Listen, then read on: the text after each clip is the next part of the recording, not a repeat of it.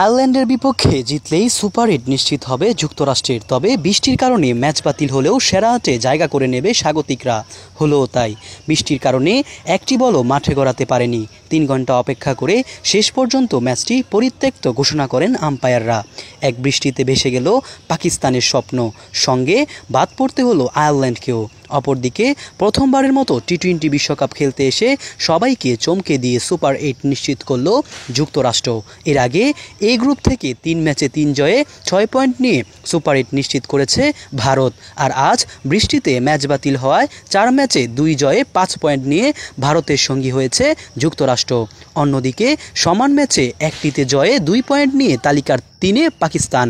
ফলে বাবর বাহিনী পরবর্তী ম্যাচ জিতলেও আর যেতে পারবে না সুপার 8-এ। এই গ্রুপে 2 ম্যাচের 2টিতেই হেরে তলানিতে আয়ারল্যান্ড। মোহাম্মদ সায়েম সরকার, নিউজ বাংলাদেশ 64।